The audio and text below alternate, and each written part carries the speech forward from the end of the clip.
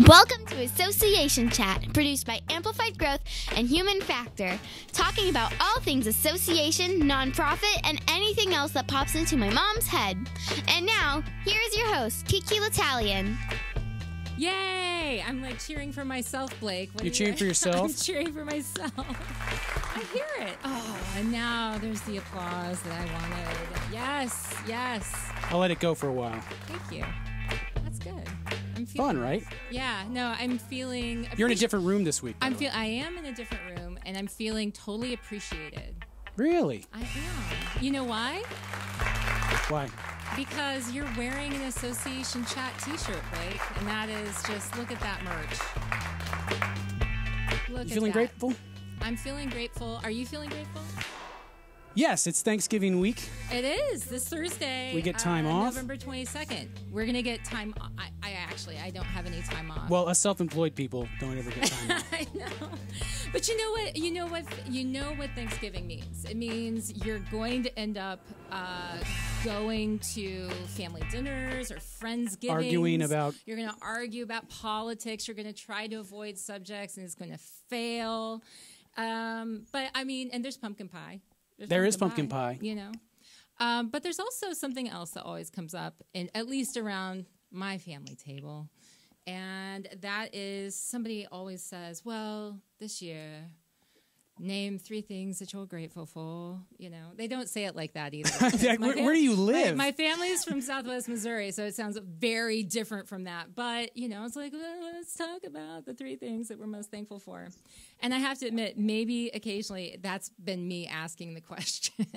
And maybe I did say it like that. But you know, there are all kinds of different magazines and articles and experts who are talking about, they're talking about gratitude and why it's healthy for you and it makes you more successful and it makes you happier.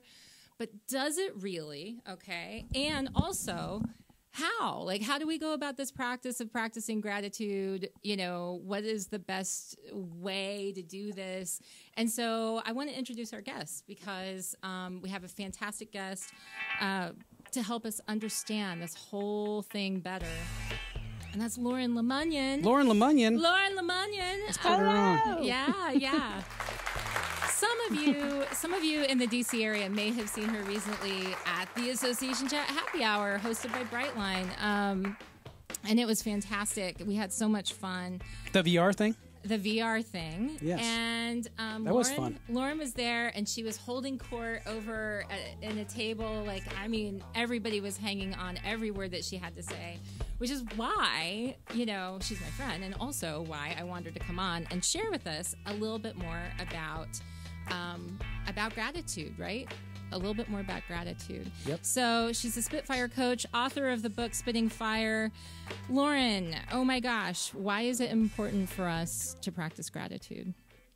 Well, first, let me share my gratitude in you having me on Association Chat today. Oh, you're so welcome. So I happy had to tie that in. I am very thankful. Blake's reminded me, and thank you, Blake, for doing this. Also, anyone watching this show right now, if you have a question for Lauren, if you have a question for us, and if you want to say something you're grateful for and practice gratitude right now, then call in. There's a number on the bottom of the screen. 202-816. That's amazing. 5367. Like, that was suspense. Wow, that's the voice of God. That was suspense, and He made me wait for it. Okay, all right. So sorry. Now but you can call in. And so Lauren was telling us that she's grateful for being here. I'm grateful for Lauren being here. Lauren, is it important for us to practice gratitude? Why? Why is it important for us to practice gratitude? Well, you just answered your own question. Yes, super duper important. And there's a very simple reason for it. Mm-hmm. Our brains are powerful machines. And what we set its course to is what we attract in and what we observe. So imagine that you have a super duper negative, critical, pessimistic eye. Guess what you're going to see in the world? All the things that are wrong with it.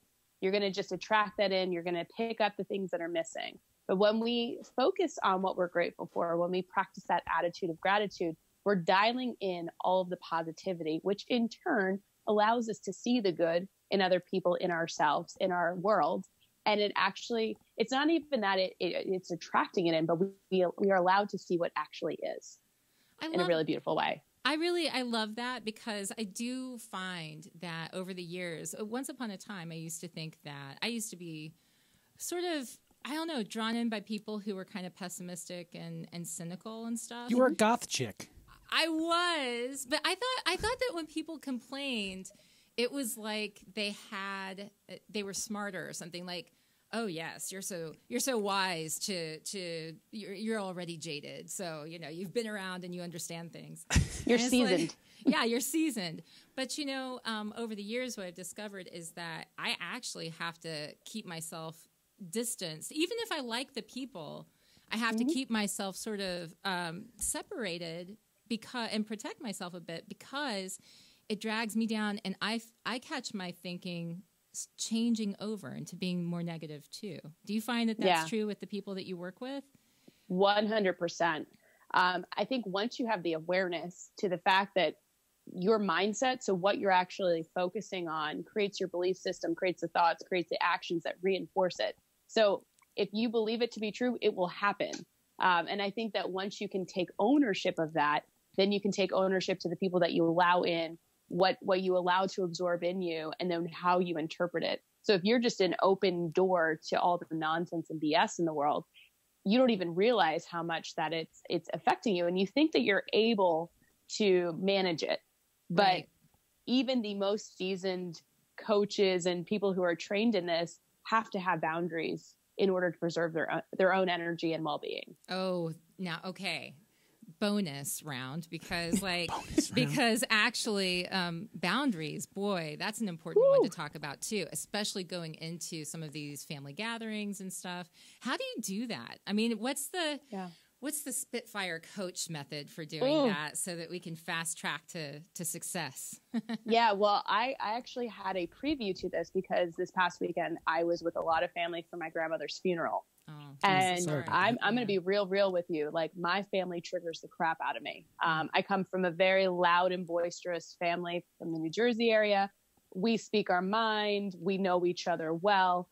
And I was very intentional before I went in there about what I wanted to get out of it, meaning how am I going to show up to get the best outcome out of this? And I actually worked with a coach before I left to get my brain centered around what I was grateful for, whether they were those individual people or things that are happening in my life, so that I could see what was amazing in my life rather than what was lacking. So that's number one for the boundaries, of set the intention of what you want to show up as to get your ideal outcome. Because so many times we walk into these family situations being like, Uncle Bob's going to get drunk, my mom's going to be a nag, my brother's going to be an a-hole and hog the TV or say something offensive. And so we're already pre-triggered and predisposed to have these negative reactions to people. But if we can set up ourselves and saying, you know what, I'm going to be the peacekeeper for myself. I'm going to maintain my boundaries and be okay in this space. And when I'm not, I'm going to make an intention to leave this space or to have another coping mechanism to transition, so that we're able to show up as our best and most powerful selves, even when we're dealing with those negative influences or potential triggers that we've had our whole lives. I love that. So the boundary is really just this little barrier, this little shield of you to make a different decision instead of to react. Right. So how'd it go though? Can I ask? Amazing. I had the best time ever. Like, people are going to be in their little bubbles. They're going to be like, there were 50 people at my grandmother's funeral. Like but it was this beautiful expression of appreciation for a woman's life. And while people were emotional, I was able to go and share my book with them. I was able to sit and chat with them. And they were able to see me in a different light. They hadn't seen me in 15, 20 years.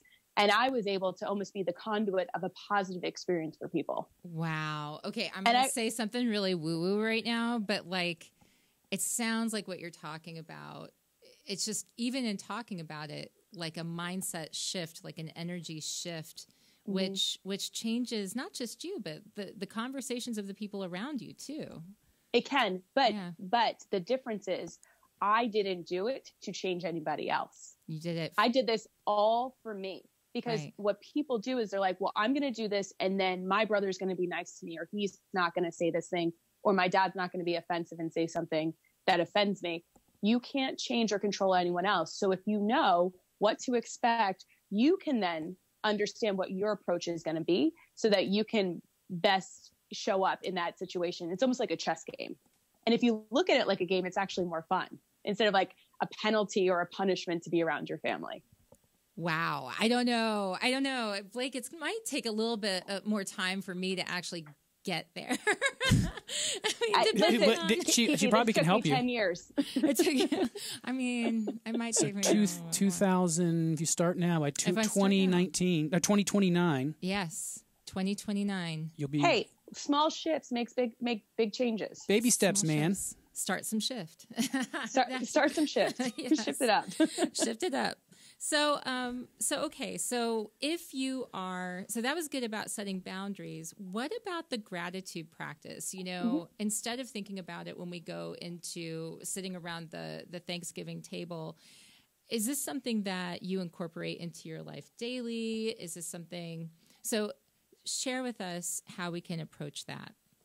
Yeah, I do a daily gratitude journal, and all my clients have as well. Because I think we take for granted what we actually have in our lives. And this isn't a comparison of my life's better or someone else has it worse off than me, but what is already here for you that you think you're seeking out or that you need to bring? Because most times what we need is right under our nose. But if we're not taking stock in it on a daily basis, then we're not appreciating it. Yeah. So it really just helps to open our eyes. You know, stress reactions allow you to see a pinhole. When you're in an awareness of creativity, of innovation, of really appreciation, which is where gratitude sits, it allows you to see everything that's around you. So it opens you to resources. It de-stresses you. It connects you with people. It finds those hidden solutions that you didn't know were there. Deep thoughts. I'm like, I'm actually like, I mean, that's got me thinking about it though, because I try to write three things I'm thankful for in I have this sort of scheduled journal thing. You guys are so organized. I know. You need to get organized too. You could do it. You could get Kim to help you. I'm sure she'd be all over that. Help me. She loves you, Blake. Yes. She would help you do this. Help us organize. Yeah. No, but you know, it's I write 3 things I'm thankful for. I try to write 3. Have we done it today yet? Have we done it? No, I do it at night. Sometimes I do it in the morning, but most of the time, just so I can like, it's like one of those, I want to check every box and do everything on my page I'm supposed to do. Oh, I lost there. There we go. But yeah. I would make I just had a spam call come in. Oh. I'm grateful for them because I got to reset my phone. What I would suggest for you is to start it at the beginning of your start at the beginning of your day with one thing you're grateful for, because that helps to set the intention and refocus you on positivity. You can also do reflection at the end of the day, but it sounds like for you, by waiting until the end of the day, the fact that it's like a checklist, it actually sounds like a chore or a to-do list. But if you put it in the start of your day as an energizing point, you know, I'm really grateful for the fact that I feel awesome today, or that I'm going to be working with this person today. So it helps to focus on the positivity and gets you really motivated.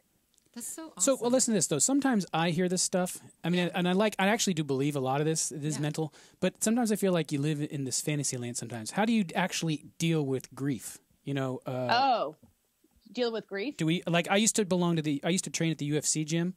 And I found knocking the crap out of a heavy bag. Can I just interrupt you for a second? You always do. It's like every single day he tells me something else. He's also like... I'm not an MMA fighter. I got beat up by an MMA guy.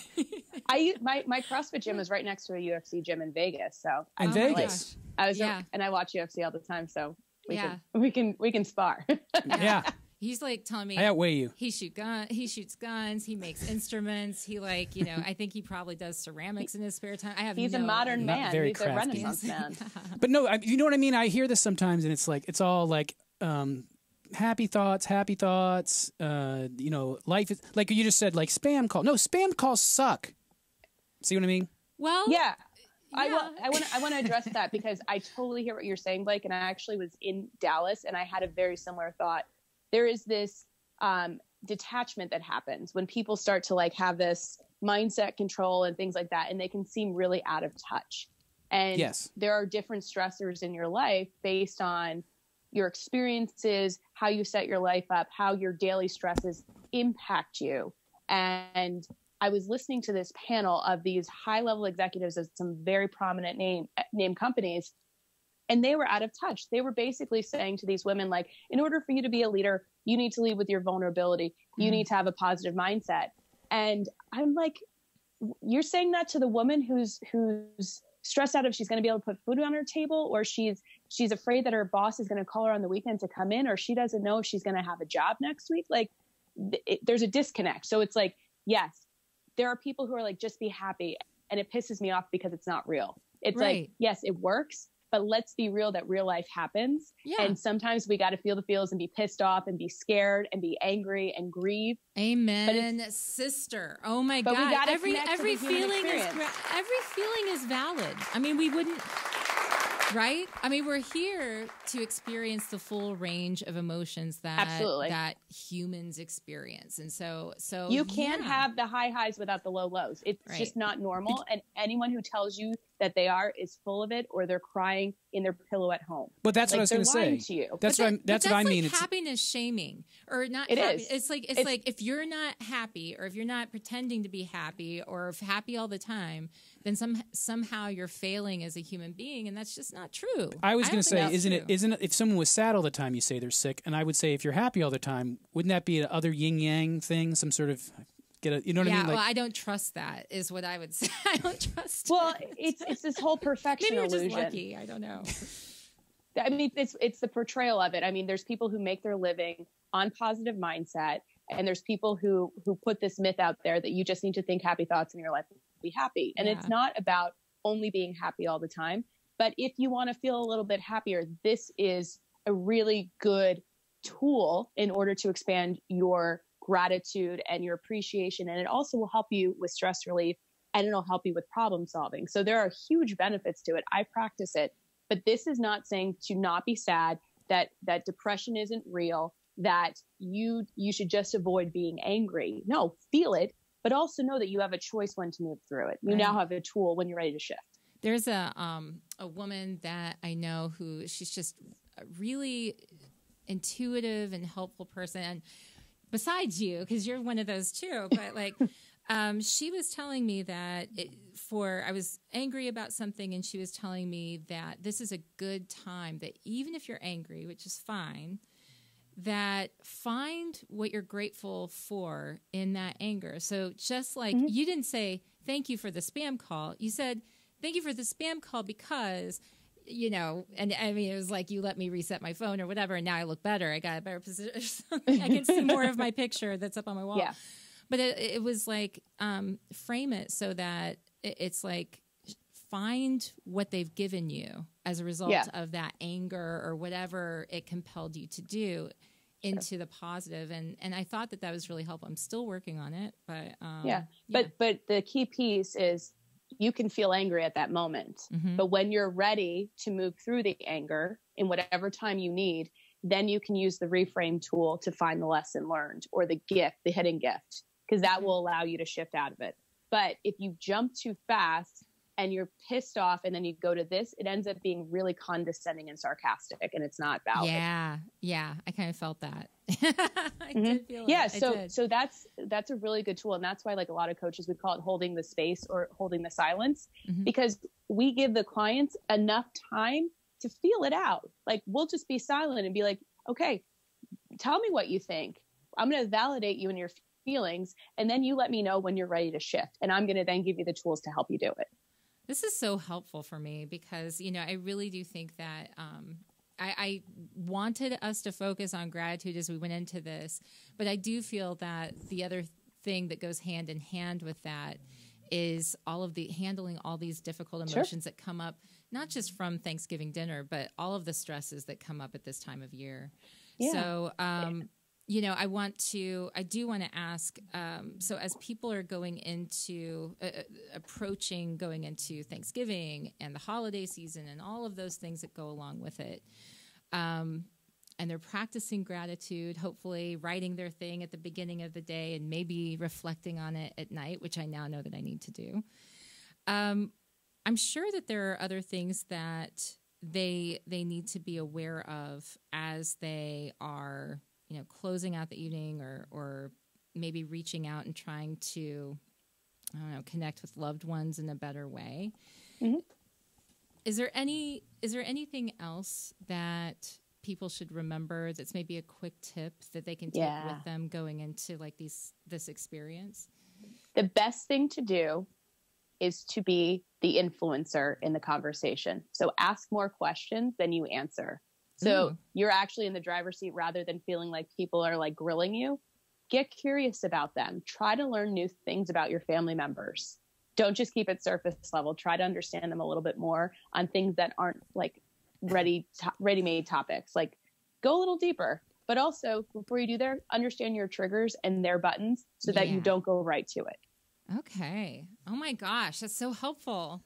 What do you think? Free advice. Free advice. I know. I'll send you my invoice later. That's right. Thank you. I don't know. Let me practice a little gratitude. I really do appreciate it. Before we close out, I want to ask you, where can people find you online? Everywhere. I'm everywhere. Yes. You can find me at Lauren Lamania on Instagram, Facebook, Twitter. You can go to spitfirecoach.com.